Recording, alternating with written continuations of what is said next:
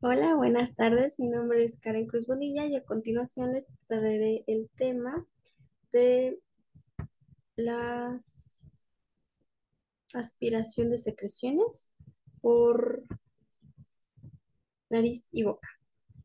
Bueno, aquí están mis diapositivas. Se las presentaré.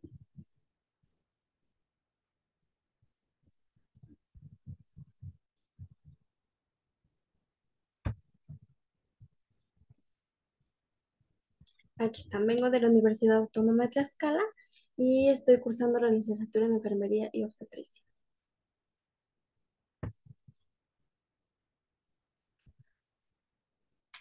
Como tal, les traigo, por así decirlo, el procedimiento de qué hacer durante una aspiración de secreciones. Como tal, la definición de esta aspiración es el extraer secreciones que impidan la respiración del paciente. Aquí tenemos que se debe mantener la seguridad del paciente en todo momento. Bueno, ya se sabe, ¿verdad?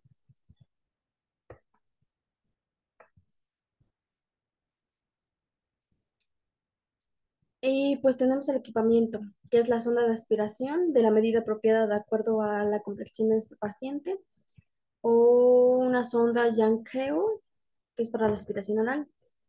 Es muy importante que el diámetro exterior no debe sobrepasar la mitad del diámetro interior de una vía aérea artificial. También tenemos la vía aérea nasal u oral, dos guantes estériles para aspiración abierta o guantes limpios para aspiración cerrada u orofaringia, toalla limpia o papel limpio, aspiración portátil o de pared, mascarilla, gafas de protección o protección facial, tubo de conexión de al menos 180 centímetros y bote de colección.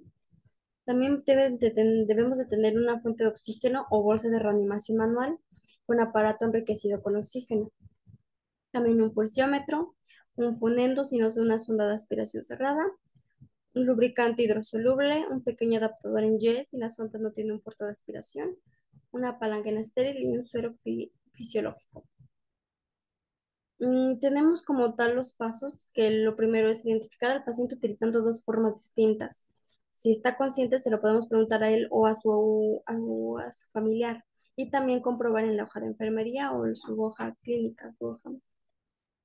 Valorar signos y síntomas de obstrucción de las vías aéreas, ya sea superior o inferior, en las que se requiera la aspiración. También tenemos que valorar signos y síntomas asociados a la hipoxia o hipercapnia, que es la saturación disminuida, pulso y tensión arterial aumentados, ritmo respiratorio aumentado, aprensión, ansiedad, etcétera. También tenemos que valorar si hay factores de riesgo de obstrucción de las vías aéreas, incluyendo enfermedad pulmonar, infección pulmonar, desequilibrio de líquidos, falta de humedad, deterioro de la movilidad, etcétera. Todo lo que nos impida entrar a esa vía aérea para hacer la aspiración.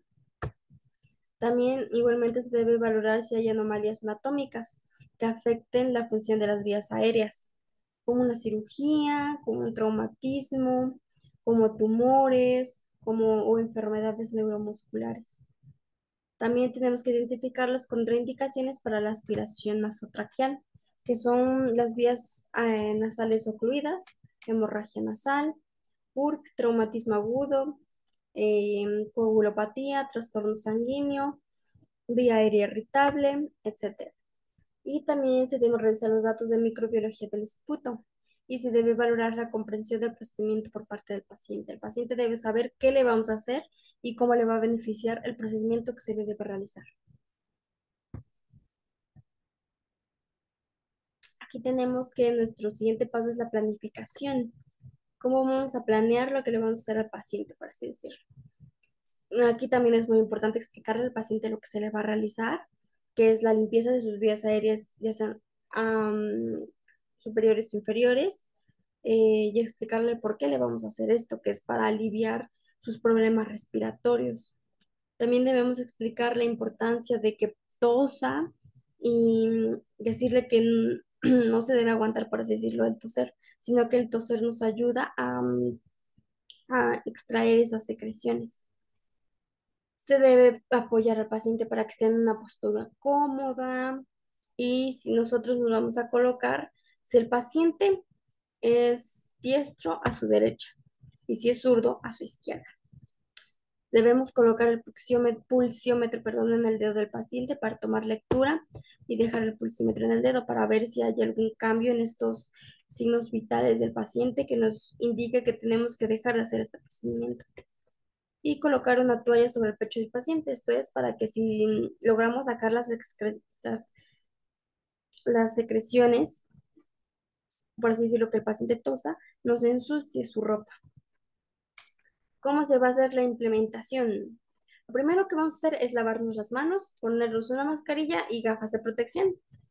Debemos conectar el extremo del tubo de conexión a la máquina de succión y el otro en una localización cómoda cerca del paciente. Se debe encender el aparato de aspiración y ajustar el regulador de vacío en una presión negativa, aproximadamente de 120 a 150 milímetros de mercurio. Si está indicado, se debe aumentar la oxigenoterapia y suplementar el 100% o lo que indique el médico. Y se debe animar al paciente a hacer una respiración profunda. Nuestro siguiente paso es preparar todo tipo de aspiración. Se puede abrir el kit o sonda de aspiración utilizando una técnica séptica. Se debe colocar las toallitas estériles en el pecho del paciente. Y no vamos a permitir que la sonda con la que se va a realizar la aspiración toque superficies no estériles, ya que pues vamos a entrar a la cavidad del paciente. Se van a desenvolver o abrir la cubeta estéril, colocarla en la mesita de noche, no tocar el interior de la cubeta, llenarla con aproximadamente 100 mililitros de suero fisiológico o agua estéril. Se debe abrir el lubricante, poner una pequeña cantidad dentro del envase de la sonda estéril sin tocar el envase. Nos debemos de volver a colocar otros guantes. No, perdón. Aquí sí es la primera colocación de guantes, porque antes solo era lavarse las manos y ponerse la mascarilla. Perdón. Nos vamos a poner un guante limpio en cada mano, en cada mano o en la mano dominante para la aspiración orofaringea. Y también se puede poner un guante estéril en cada mano para realizar la aspiración orofaringea, nasotraqueal y vías aéreas artificiales. Se debe coger la sonda con la mano dominante sin tocar ninguna superficie no estéril.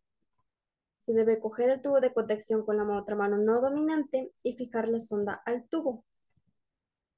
Se debe colocar la punta de la sonda en la cubeta estéril y aspirar una pequeña cantidad de suero fisiológico de la cubeta, ocluyendo la apertura de succión.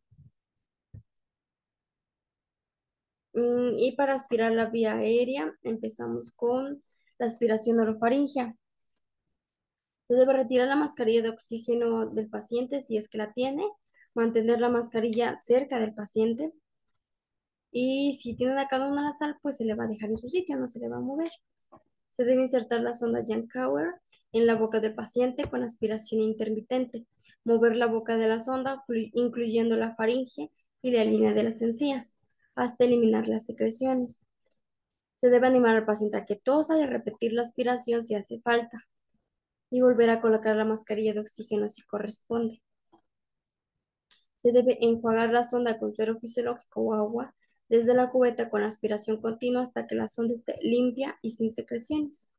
Ahora, para la aspiración no nasofaringea o nasotraqueal, se debe lubricar ligeramente el extremo distal de 6 a 8 centímetros de la sonda con un lubricante hidrosoluble. Se debe quitar el aparato de administración de oxígeno y con la mano dominante sin aplicar aspiración y utilizando el pulgar y el índice dominantes, insertando la sonda cuidadosamente en el orificio nasal durante la inspiración. En la nasofaringia, pedir al paciente que haga una inspiración profunda, insertar la sonda y seguir el curso natural de los orificios nasales y avanzar la sonda ligeramente inclinada hacia abajo y avanzar hacia la parte posterior de la faringe. No se debe forzar los orificios nasales. En adultos se debe insertar la sonda a 16 centímetros, en niños mayores de 8 a 12 y en lactantes y niños pequeños de 4 a 8 centímetros. La regla común es insertar la sonda a una distancia igual a la que va de la punta de la nariz o de la boca al ángulo de la mandíbula. Se debe aplicar aspiración intermitente durante no más de 15 segundos, colocando y quitando el pulgar no dominante en el orificio de entrada de aire. Se debe retirar la sonda lentamente girándola en ambos sentidos entre el pulgar y el dedo índice. En la nasotraqueal se debe seguir el pulso natural de los orificios nasales y avanzar la sonda ligeramente inclinada hacia abajo hasta la entrada de la tráquea, mientras el paciente respira profundamente. La sonda se inserta unos 15 a 20 centímetros y el paciente deberá empezar a toser.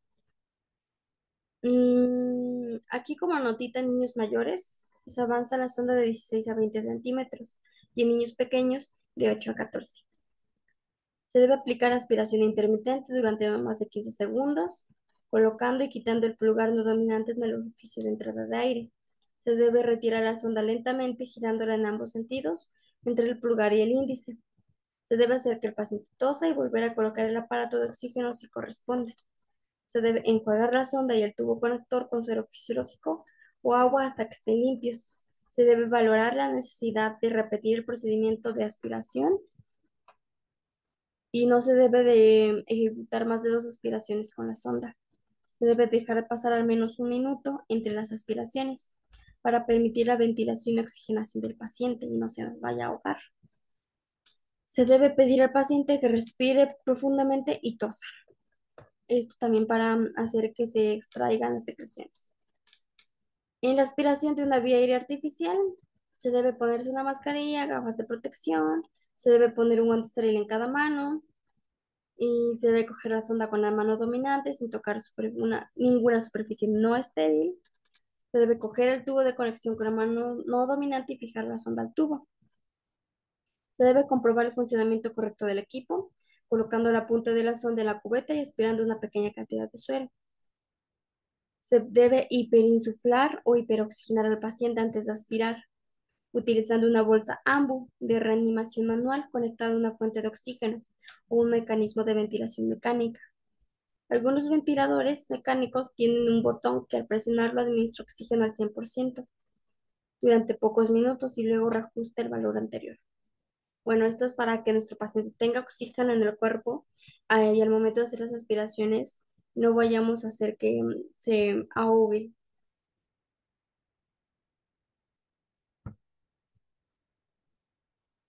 Si el paciente recibe ventilación mecánica, se debe abrir el adaptador giratorio, quitar el aparato de administración con la mano no dominante. Se debe aplicar la aspiración, insertar el catéter cuidadosamente, pero rápidamente, utilizando el pulgar y dedo índice dominantes en la vía aérea artificial, hasta encontrar resistencia o hasta que el paciente tosa. Entonces se debe retirar 1 centímetro.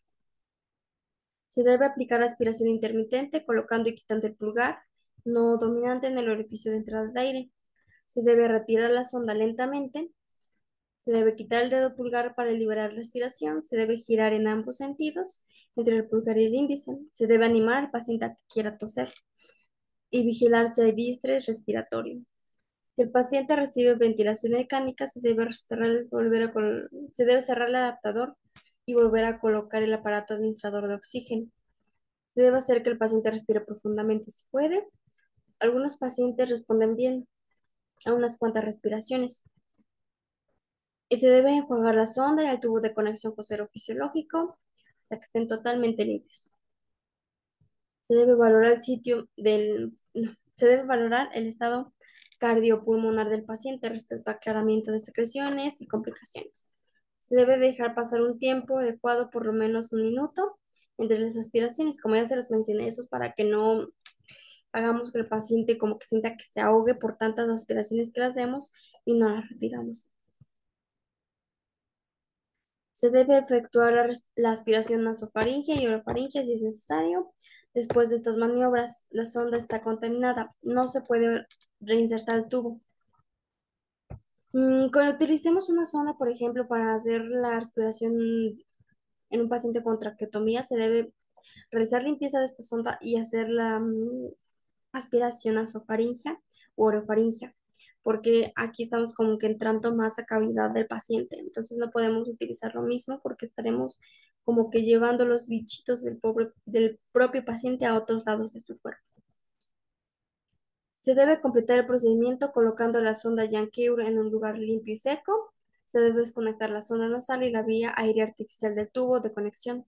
Se debe apagar la aspiración, girar la sonda alrededor de los dedos de la mano dominante. Se debe apagar el aparato de succión, quitar la toalla, ponerla en el recipiente de la ropa sucia y se debe recolocar al paciente según su condición y en una posición cómoda. Se puede reajustar el oxígeno al nivel original del paciente, tirar el sobrante del suero fisiológico en un recipiente adecuado, quitar y tirar las gafas de protección, la mascarilla o el protector facial y volverse a hacer el lavado de manos. Se debe colocar un kit de aspiración cerrado sobre la máquina o en la cabecera de la cama según las preferencias de la institución. Y por último, tenemos después de realizar todo este procedimiento para hacer la aspiración, ya sea eh, nasofaringia, orofaringia o en el aparato de traqueotomía, se debe comparar los signos vitales y la saturación de oxígeno del paciente antes y después de la aspiración para ver si hubieron algunos cambios y también preguntar al paciente si respira mejor y tiene menos congestión. Se debe auscultar los pulmones para comprobar si hay cambios en los ruidos pulmonares adventicios y se deben observar las secreciones de las vías aéreas, tanto color, olor y consistencia. Y eso podría ser algún factor que nos diga si tiene algo el paciente. Aquí tenemos también cómo tenemos que evaluar los resultados y las intervenciones. Podemos tener un empeoramiento del estado cardiopulmonar. Lo que se debe hacer es limitar la duración de la aspiración, determinar la necesidad de aspiración más frecuente, pero con menos tiempo. Se deben notificar los cambios al médico. Se debe hacer un retorno de secreciones sangrientas. Si hay un retorno de secreciones sangrientas, se debe determinar la cantidad de presión de aspiración usada y ajustar según las necesidades. Se debe evaluar la frecuencia de aspiración y reducir si hace falta. Y se deben determinar otros factores que puedan causar estas secreciones sangrientas.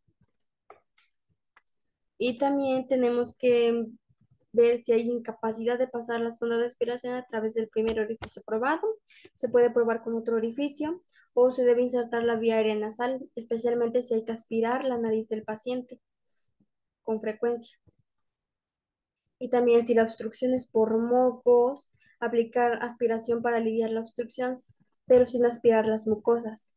Si hay dudas de que la obstrucción puede ser un coágulo de sangre, se debe consultar al médico. Y como último paso tenemos los registros y los informes. Se debe, como ya les mencioné, registrar la cantidad, consistencia, color y olor de las secreciones. Se deben registrar la respuesta del paciente al procedimiento.